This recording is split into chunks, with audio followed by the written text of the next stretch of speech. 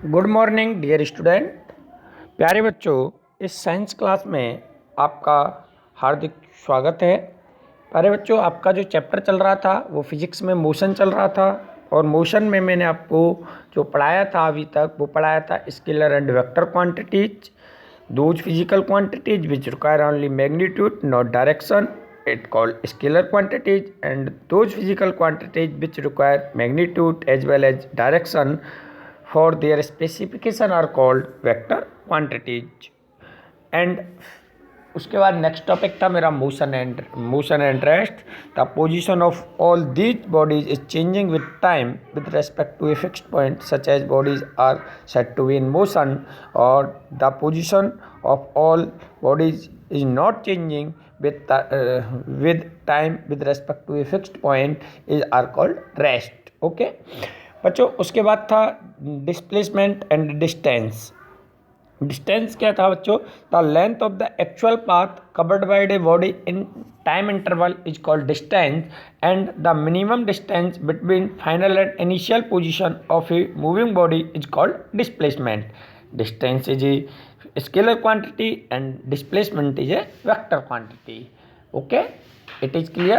Oh, okay. Next, speed. Speed में मैंने बच्चों आपको पढ़ाया था,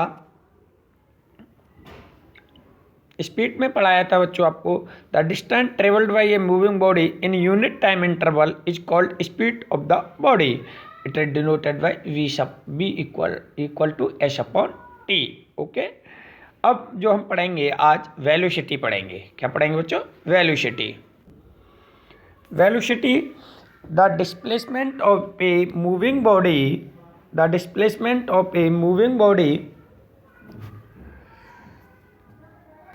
the displacement of a moving body in unit time interval is called velocity of a body. Velocity equal to होता है displacement upon time interval. The displacement of a moving body in unit time interval is called a velocity of a body. यानी जो भी कोई moving body है वो unit time interval में जितना डिस्प्लेसमेंट होती है वो क्या कहलाती है? मेरी वेलोसिटी कहलाती है. इसको किससे डिनोट करते हैं? v से डिनोट करते हैं. v इक्वल टू क्या होता है? s upon t. यूनिट क्या होती है इसकी? मीटर पर second. It denoted by v and it unit it meter per second. It is a vector quantity. It is a vector quantity. Average velocity. Average velocity क्या होता है? The ratio of the total displacement made by a body in a motion and the total time taken to the traverse, it is called average velocity of the body. यानी total जितना कोई भी moving body है वो total जितना displacement तय करती है और उसको तय करने में जितना टोटल टाइम लेती है वो जितना, तो वो दोनों का जो रेशियो है वो क्या कहलाता है? एवरेज वेलोसिटी कहलाता है. क्या कहलाता है? Average velocity. In the case of velocity is body changing eight uniform rate, the average velocity is given by the arithmetic mean of the initial and final velocity for a given period of a time. Then average velocity होता है, जो average velocity होता है वो initial velocity and final velocity divided by 2. यानी average velocity निकालनी है. मान लो कोई कार है वो फर्स्ट आवर्स में 5 किलोमीटर पर सेकंड से चलती है एंड अंतिम आवर्स में वो 7 किलोमीटर पर सेकंड से चलती है, तो वो पूछेगा कि एवरेज वेलोसिटी क्या रही कार की. तो हम क्या करेंगे? 5 + 7 डिवाइडेड बाई 1 + 2. तो क्या हो जाएगा? 5 और 7 12 डिवाइडेड बाई 1 और 2 3 यानी 4. तो एवरेज वेलोसिटी क्या होगी उसकी? 4 किलोमीटर पर hours. Okay, difference between speed and velocity. The distance traveled a moving body in unit time interval is called speed, and the displacement of a moving body in unit time interval is called velocity. यानी distance traveled by unit time interval is called speed and displacement of a moving body in unit time interval is called velocity. It is a vector quantity. it is a scalar quantity. Speed is a scalar quantity and velocity is a vector quantity. Speed is always is positive और vector is always a positive, negative and zero. क्यों? क्योंकि displacement zero. मैंने पहले ही बताया था, अगर मैं अपने होम से स्कूल जाता हूँ और वापस अपने होम आता हूँ तो मेरा डिस्प्लेसमेंट कितना होता है? जीरो. यानी फाइनल और इनिशियल पॉइंट अगर एक सेम है तो डिस्प्लेसमेंट जीरो होता है, इसलिए वेलोसिटी भी जीरो होगी. ओके. एक्सेलरेशन. पहले बच्चों the ratio of change of the velocity of a body is called acceleration of a body. The rate of change of velocity is called acceleration. Acceleration equal to the change of velocity and time interval for change. यानी change of velocity और जितने समय में वो interval time में change होती है उनका दोनों का रेशियो क्या कहलाता है? मेरा acceleration कहलाता है. इसे A से लिखते हैं, A equal to V upon T. इसकी यूनिट क्या होती है? Metre per second. It is a vector quantity. ये होता है बच्चों रिट्राडेशन. रिट्राडेशन क्या होता है बच्चों? if the magnitude of the velocity is decreasing, if the magnitude of velocity is decreasing with the time, then acceleration of body negative, acceleration of the body negative and it is called retardation.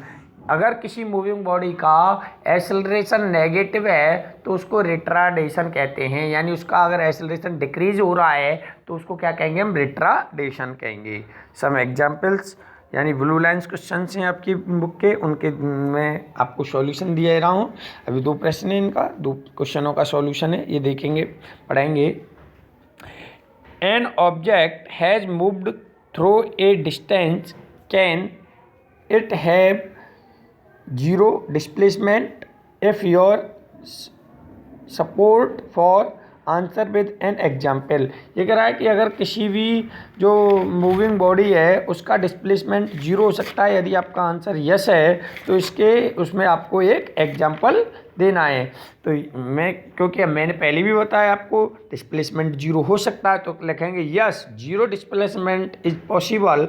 An object has moved through a distance. Suppose a body is moving in a circular path. कैसे पे होनी चाहिए? Circular path पे अगर body है तो उसका displacement zero होगा. And start moving from point A and return back two point A. यानी वो ए से स्टार्ट करता है और वापस पुनः रिटर्न ए पे आता है तो भी उसका डिस्प्लेसमेंट क्या होगा? जीरो होगा.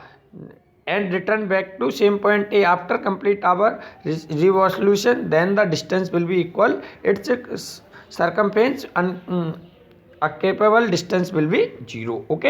यानी डिस्प्लेसमेंट किसी वस्तु का जीरो हो सकता है या तो सर्कुलर मोशन में या वो सेम पाथ पर रिटर्न होके वापस उसी पॉइंट पर आ जाए. ओके. क्लियर. ओके.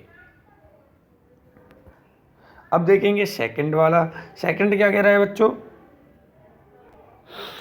सेकंड कह रहा है बच्चों a farmer moves along the boundary of a square field of side 10 metre in 40 seconds. What will be the magnitude of displacement of the farmer at the end of 2 minutes 20 seconds from this initial position?